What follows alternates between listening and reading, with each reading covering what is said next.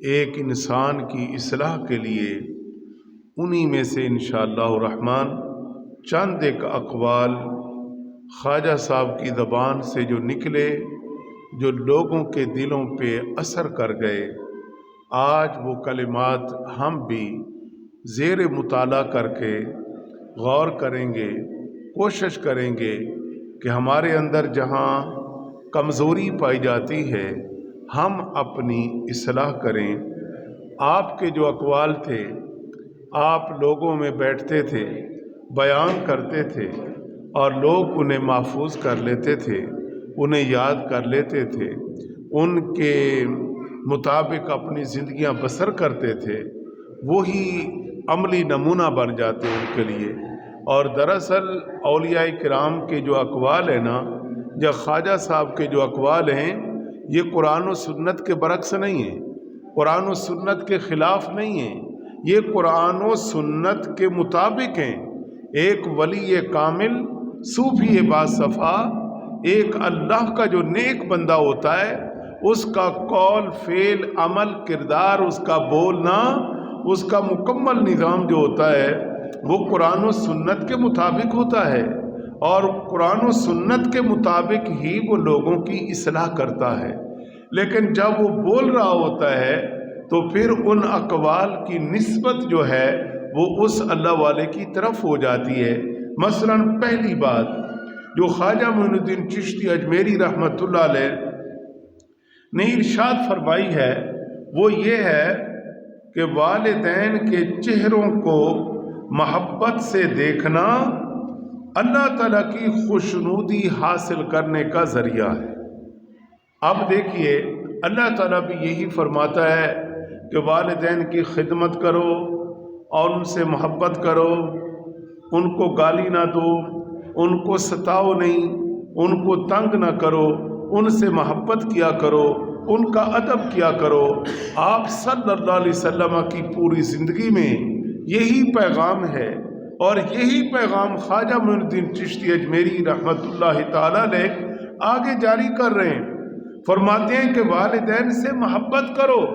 جو والدین سے محبت کرے گا تو گویا کہ وہ اسے اللہ تعالیٰ کی خوشنودی نصیب ہوگی، اللہ تعالیٰ کی رحمت نصیب ہوگی، اللہ تعالیٰ اس پر کرم فرمائے گا۔ اب یہ کتنی پیاری بات ہے کہ آج ایک انسان ایک اللہ والے سے محبت کرتا ہے، کوئی شک نہیں، محبت ہونی چاہیے، لیکن یہ بھی تو دیکھے کہ جس ولی سے میں محبت کر رہا ہوں، جس کا تذکرہ کر رہا ہوں، اس کا عمل تو یہ تھا، ہے جی، تو اب میرا عمل کیا ہے؟ تو اس پہلے قول میں خواجہ صاحب نے والدین کی خدمت، والدین کی محبت، والدین کا اکرام، اس پر آپ نے اپنے حلقہ عقیدت میں جب آپ بیٹھتے تو لوگوں کو اس چیز کا پیغام دیتے۔ اور اسی طرح آپ کا جو دوسرا قول ہے، کئی اقوال ہیں، چند ایک عرض کرتا ہوں۔ دوسرا قول آپ کا یہ ہے کہ آپ فرماتے تھے لوگوں، بے بسوں کی مدد کرنا، مجبوروں کی ضرورتوں کو پورا کرنا، بھوکوں کو کھانا کھلانا، جو یہ کام کرتا ہے اللہ تعالیٰ اسے عذاب نار سے محفوظ فرما دیتا ہے۔ اب اس میں تین چیزیں فرمائیں۔ فرمایا کہ جو بے بس لوگ ہیں ان کی مدد کرو، ان کی خدمت کرو، کوئی مجبور تمہارے پاس آئے اس کی مدد کرو، کوئی بھوکا آ جائے، کوئی پیاسا آئے پانی پلاؤ، کوئی بھوکا آئے اسے کھانا کھلاؤ۔ اب ہم چلتے ہیں یہاں بخاری شریف میں، آپ صلی اللہ علیہ وسلم کی بارگاہ میں ایک یہودی آتا ہے، اسے بھوک و پیاس لگی ہوتی ہے، وہ حضور کا مہمان بنتے ہوئے گھبراتا نہیں ہے کہ میں یہودی ہوں، کلمہ نہیں پڑھا، مسلمان نہیں، لیکن کمال یہ ہے کہ وہ بڑے آرام سے حضور کی بارگاہ میں آ جاتا ہے اور یا رسول اللہ میں آپ کا مہمان بننا چاہتا ہوں۔ آپ علیہ السلام اس سے پوچھتے ہیں، اسے بٹھاتے ہیں، پھر آپ صلی اللہ علیہ وسلم اس کی خدمت کے لیے، اختصار سے عرض کر رہا ہوں، ایک بکری کا حضور اپنے ہاتھوں سے دودھ نکال کر اسے دیتے ہیں پینے کے لیے یہودی کو، اور یہاں تک کہ 7 بکریوں کا وہ دودھ پی جاتا ہے اور آپ علیہ الصلوۃ والسلام اسے پلاتے رہتے ہیں، وہ پیتا رہتا ہے۔ اور پھر یاد رکھیں، وگرنہ آپ علیہ السلام فرماتے میں اللہ کا نبی ہوں، تو مجھے نبی نہیں مانتا،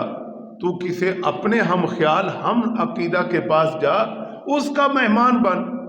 اللہ کے نبی نے یہ پیغام نہیں دیا، اللہ کے نبی نے اسے بٹھایا، اسے کھلایا، اسے پلایا، اس کی خدمت کی۔ آپ صلی اللہ علیہ وسلم کا تو یہ پیغام ہے۔ جناب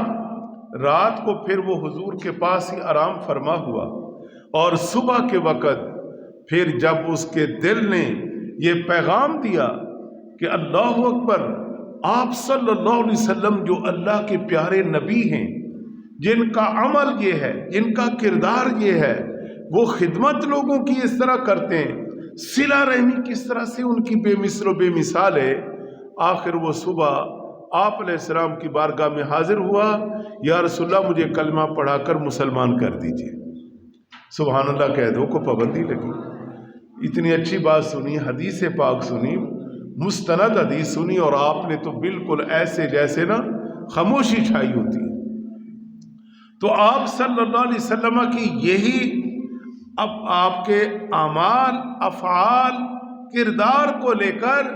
ایک اللہ والا آگے بڑھتا ہے۔ پھر جب صبح کلمہ پڑھا، مسلمان ہوا، پھر آپ علیہ السلام نے پھر اس کو دودھ پلایا، ایک بکری کا پلایا،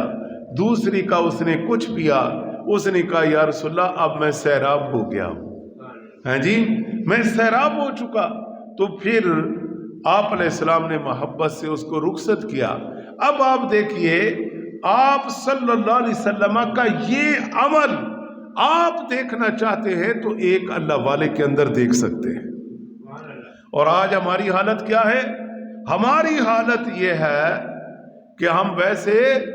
کہتے ہیں سب قرآن بھی ٹھیک ہے، حدیث بھی ٹھیک ہے، اللہ کے نبی بھی صحیح فرماتے ہیں، صحابہ بھی صحیح فرماتے ہیں، اولیاء کاملین کی زندگیاں بھی بالکل ٹھیک ہے کہ وہ عین قرآن و سنت کو آگے لے کر چلے۔ لیکن جب ہم اپنا عمل دیکھتے ہیں، اپنے معاملات دیکھتے ہیں، تو وہ اس کے برعکس نظر آتے ہیں۔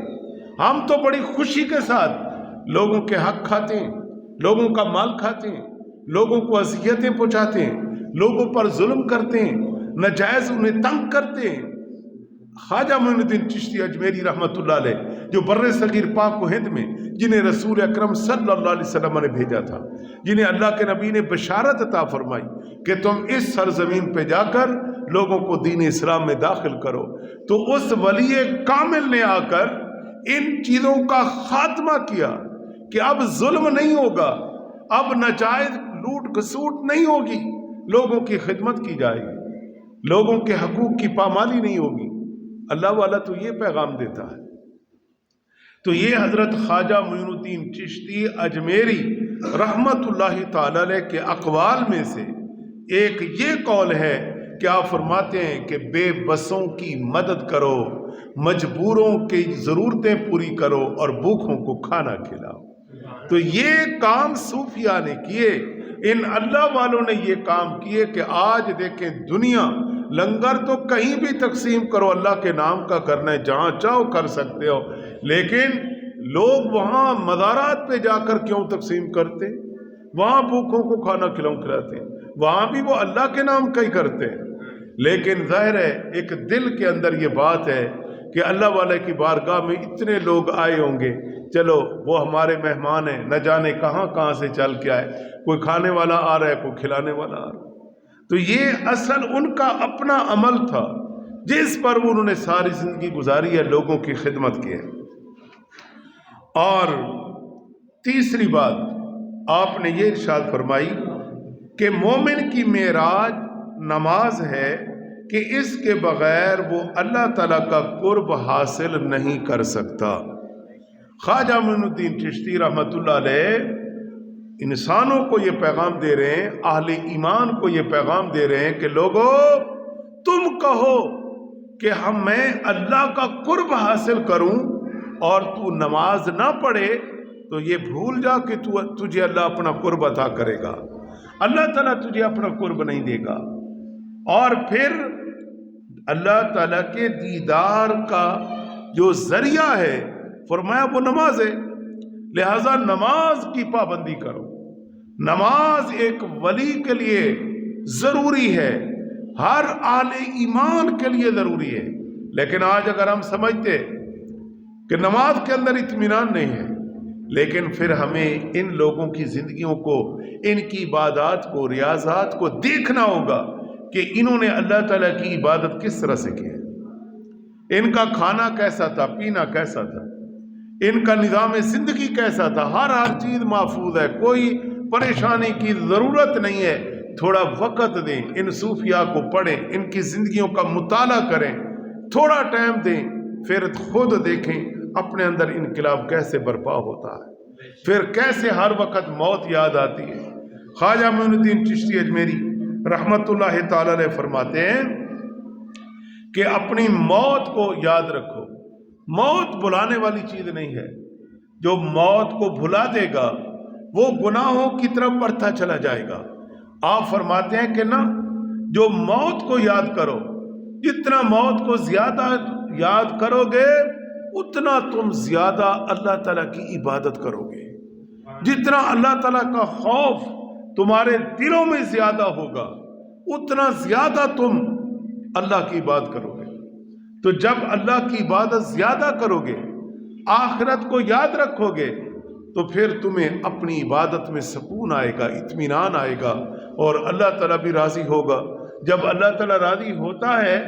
تو پھر سکون آتا ہے، پھر اطمینان آتا ہے۔ اور جب انسان آج حالت یہ ہے کہ ہم کوئی بھی گناہ کرتے ہیں نا، بندوں سے تو ڈرتے ہیں،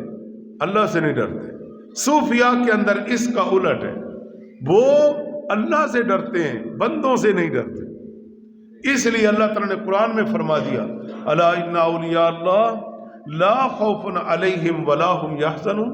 خبردار جو اللہ کے ولی ہیں، اللہ کے دوست ہیں، اللہ کے نیک بندے ہیں، انہیں نہ کوئی دنیا میں خوف ہے نہ آخرت میں غم ہے، وہ کسی سے نہیں ڈرتے۔ کیوں؟ بس ان کی لائن اللہ تعالیٰ کے ساتھ ہوتی ہے، کوئی بھی کام کرتے ہیں تو وہ دیکھتے ہیں کہ یہ کام صحیح ہے، اس میں اللہ کی رضا ہے یا اللہ کی نافرمانی ہے۔ اللہ کی نافرمانی ہے تو وہ نہیں کرتے کہ اللہ ناراض ہو جائے گا، وہ رک جاتے ہیں۔ اور ہم تو وہ گناہ والا کام کر کے پھر بھی توبہ کر لیں تو بڑی بات ہے، وگرنہ تو دنیا جس طرح جا رہی ہے گناہوں کی طرف، علمان الفیل اللہ کی پناہ۔ اب تو حالت یہ ہے کہ دل سیاہ ہو گئے، دل مردہ ہو گئے، لیکن گناہ ہوئی کر رہے ہیں۔ اور آسان سی چیز ہے کہ ہمیں کیسے پتہ چلے گا کہ جب بندہ گناہ پہ گناہ کر رہا ہے؟ فرمایا کہ جب انسان کا دل گناہ کر کر کے مکمل سیاہ ہو جائے تو پھر وہ انسان گناہ کو گناہ نہیں سمجھتا۔ تو آج ہم معاشرے میں یہی دیکھ رہے ہیں۔ اللہ تعالیٰ معاف کرے، مرنے سے پہلے صدق کے دل سے سچی توبہ نصیب فرمائے۔ اور پھر خواجہ معین الدین چشتی اجمیری رحمت اللہ تعالی علیہ آپ فرماتے ہیں کہ عارف وہ ہے، اللہ کا ولی وہ ہے کہ وہ موت کو عزیز رکھتا ہے، یعنی موت کو یعنی برا نہیں محسوس کرتا جس طرح لوگ ڈرتے ہیں، خوف کھاتے ہیں۔ نہیں، اللہ والا موت سے دوستی رکھتا ہے، اور پھر اس موت سے دوستی کی آڑ کے اندر وہ اللہ کا ذکر زیادہ کرتا ہے، اللہ کی عبادت زیادہ کرتا ہے، اس کو بڑھاتا چلا جاتا ہے۔ پھر آپ فرماتے ہیں کہ جو درویش ہوتا ہے، جو اللہ والا ہوتا ہے،